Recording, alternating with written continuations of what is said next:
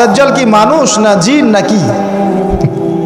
দাজ্জাল কে? এটা ফেরেশতা নাকি জিন না মানুষ? কি? এটাও একটা প্রশ্নের বিষয়। কিভাবে? দেখুন, আল্লাহ নবী সাল্লাল্লাহু আলাইহি ওয়াসাল্লাম বলছেন, নূহ আলাইহিস সালামের সময়ও নূহ আলাইহিস সালাম তার কওমকে দাজ্জাল সম্পর্কে সতর্ক করেছেন। তার মানে পৃথিবীর সূচনা থেকে সে পৃথিবীতে ছিল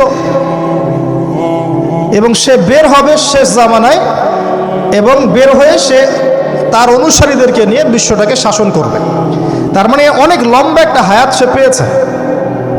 কোন জাতি এত লম্বা হায়াত পায় বলেন তো? কোন জাতি মানব জাতিকে এত লম্বা হায়াত পায়? এ একটা মিস্টেরিয়াস ক্যারেক্টার দাজ্জাল। সে কি? তারপরে দেখুন, নবী সাল্লাল্লাহু আলাইহি ওয়াসাল্লাম একটা হাদিসের মধ্যে বলেছেন যে তাকে ওই তামিম দারির ওই দ্বীপে বন্দী করে রাখা হয়েছে। আপনারা হাদিসে জানেন, দ্বীপে বন্দী থাকা অবস্থায় তাকে সাহাবীরা দেখেছেন অনেক বিশাল আকৃতিতে, ঠিক আছে? এবং সাহাবীদেরকে সে প্রশ্ন করছিল, তামিম দারিকে প্রশ্ন করছিল যে বাইসানের খেজুর বাগানে খেজুর কি ধরে? বলে হ্যাঁ ধরে। সে বলছে অচিরেই আর ধরবে না।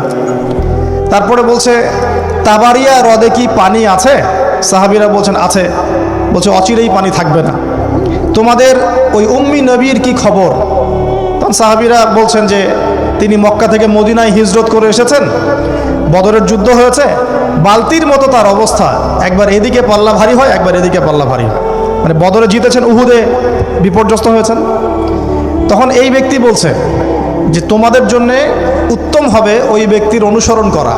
দাজ্জাল এই কথা বলছে, তোমাদের জন্য উত্তম হবে ওই উম্মি নবীর অনুসরণ করা। তখন সাহাবীরা জিজ্ঞাসা করছেন আপনি কে? তো সে বলছে যে আমি হচ্ছি দাজ্জাল, আমি হচ্ছি দাজ্জাল। আমাকে অচিরেই এখান থেকে মুক্ত হওয়ার অনুমতি দেওয়া হবে, তখন আমি এই পৃথিবীটাকে শাসন করব। তো এখানে সাহাবীরা দেখে আসছেন, যারা দেখে আসছেন তারা পরে ইসলাম কবুল করেছেন। তখন তারা মুসলিম ছিলেন না, খ্রিস্টান ছিলেন। কথা বুঝতে পারছেন? তাহলে এখানে আমরা তাকে একটা বিশাল দেহি দেখলাম, শিকল দিয়ে বন্দী। আবার নবী সাল্লাল্লাহু আলাইহি ওয়াসাল্লাম একদিন মদিনার মধ্যে উমর রাদিয়াল্লাহু আনহুকে নিয়ে হাঁটছেন, সহিহ মুসলিমে আছে।